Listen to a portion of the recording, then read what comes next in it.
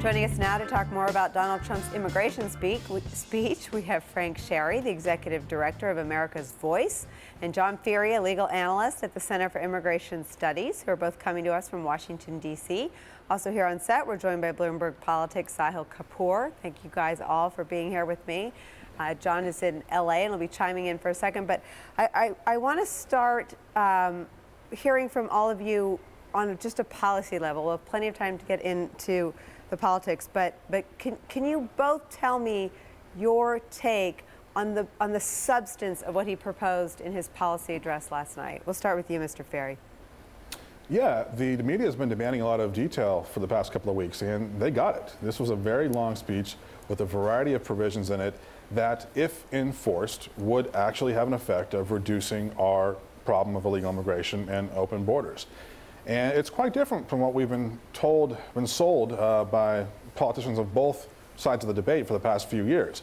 The idea is that we can only have some sort of massive, comprehensive bill that few people will read, and that enforcement will come later. But Trump flipped the script on that, and his proposal basically is we're going to put all these enforcement measures in place first, we're going to get a hold of our immigration system, and then we'll deal with those who are here after all of that.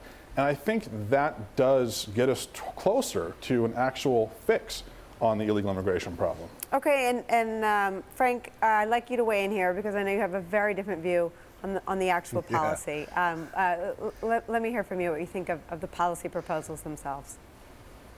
Sure. I mean, this is one of the most hardline proposals we've ever seen from a nominee in modern political history. I mean, all the steps add up to a mass deportation strategy that would drive millions of undocumented immigrants, most of whom have lived in the country for more than 10 years, out of the country, either through government deportation where they'd be picked up by agents or local police and detained and deported, or they'd be forced out because life is so miserable they couldn't work, they couldn't survive. So this was a real far-right, hardline proposal aimed at driving 11 million people out of the country. Sahil, do you think we at least now, obviously we're going to get into the politics here in a second with Jon, but we at least have clarity? Do you think we at least know what's in his mind and where he comes down on immigration once and for all? Do you think that was achieved yesterday? Yes, I don't think he could have been clearer. I think over the last 10 days or so, he'd been raising a lot of questions and kind of making his policy hazy, making his rhetoric softer. And now we know this is the Donald Trump we knew in the primaries. This is a revert to form. All the things that he campaigned on that worked so well with Republican voters, deportation is on the table for everybody. He's going to prioritize the criminals. Legal status and citizenship are completely off the table. He's going to do an entry-exit tracking system, and he's going to do E-Verify to make it very hard for people who are here to stick around and find jobs. So this is the Donald Trump of the anti-immigration vision that took hold in the Republican primary, and not only with Donald Trump, but with the runner-up, Ted Cruz. So this is something that the party has to deal with, and there are a lot of Republican strategists, as you know better than I do, who are extremely nervous to the point of terrified about what this means for the future of their party. So yes, we have clarity. I think our guests will agree that one candidate now on the Democratic side is running on the most pro-immigration platform we've seen in modern times, and one candidate the most anti-immigration in modern times. This is a very stark choice. Jon? So Frank Sharry, let me ask you this question. Last night, at least when he first gave the speech, there was some confusion among some of my colleagues in the media about whether he had in fact moderated at all in terms of substance. Because of the fact that he did not call for the immediate mass deportation of 11 million undocumented workers in the United States. Did Trump soften at all from his posture in the nomination fight, or is this just as hard as ever, or maybe even harder? Yeah, as a matter of policy, he didn't soften at all. I do think you got a few sound bites from Kellyanne Conway about, let's not call it mass deportation. Let's just say we're going to enforce the law aggressively. Let's not call it a deportation force. Let's say we'll triple the number of ICE agents. So I do think that it was an attempt to try to sound a bit more reasonable. But quite frankly, I expected that it would have more rhetorical flourishes. I never expected that he would pivot away from his hardline policy. But I think it ended up being much more of a Steve Bannon speech than a Kellyanne Conway speech. Jon, let me ask you the same question. Is it your view that Trump is now, is this a tougher set of proposals than he offered during the nomination fight, or basically about the same, or in some ways, would you see any sign that he's moderated at all? In many ways, it's a clarification of what he's had on his website for months now, his immigration platform. And what he did make clear last night is that the interests of the American worker are going to come first. Because right now here in Washington, the people driving the debate on immigration are primarily cheap labor lobbyists who want more immigration at all costs. And by the way, I wouldn't call this anti-immigration, as I heard a moment ago. This is anti-illegal immigration. We have a country made up of people who are very generous. We have the most permanent residency of any other country by a long shot.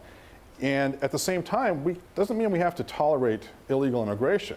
On the other hand, I do say, I would agree with you that it is a stark choice because I don't know where Hillary Clinton stands on any of these issues. Does she think the border in its current state is fine? I don't know. Does she think E-Verify should be mandated like Trump has proposed? I don't know. So under her plans, I guess we would have some sort of mass legalization in the first 100 days, and then we would have more illegal immigration. That's not fixing the problem. But John, can I just add? You mentioned this is. You mentioned this is about illegal, this is not an anti-immigration. You mentioned it was just about illegal immigration. Sure, there are illegal immigration components in there, but this is absolutely about legal immigration, too. The blueprint on Trump's website that you just referred to calls for a big crackdown on H-1B visas. It calls for a pause on issuing green cards. It raises the H-1B standard to the green card standard, which is absolutely a matter of restricting legal immigration, too. So this is an attack on immigration from all angles, not just illegal immigration. I will agree with you that one of the main points that we've actually been welcoming a greater conversation of is the legal immigration angle. The main thrust in D.C. isn't so much an amnesty. All these comprehensive bills had massive increases in legal immigration. And there was a Gallup poll that just came out last week. Nobody, not liberals, not conservatives, not Hispanics, only 15% of Mexican immigrants born in Mexico want increases in immigration. So I think people are starting to realize that there are a lot of people unemployed at all skill levels, and the idea of just dramatically increasing legal immigration because some lobbyists demand it is just, it's not going to fly. Frank Sharry, I know you're probably about to come out of your chair right now, so I'm going to give you the last word here, let you respond to John. Look, I mean, Hillary Clinton is in favor of comprehensive immigration reform.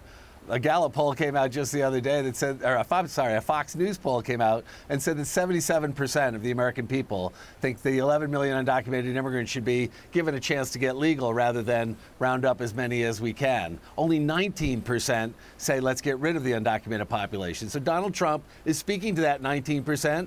But he's not speaking to the broad majority of Americans who say, can't we figure out how to be a nation of immigrants and a nation of laws? Can't we figure out how to have legal channels that work and enforcement that works so that we can actually make sure that people here assimilate, but at the same time, make sure people who come in the future legally? Well, there's broad support for that. Unfortunately, the far right and the Republican Party is the tail wagging the dog right now. If it were popular, it would have happened under President Bush. If it were popular, the bill would have passed under President Obama. It doesn't, because the American people are saying no.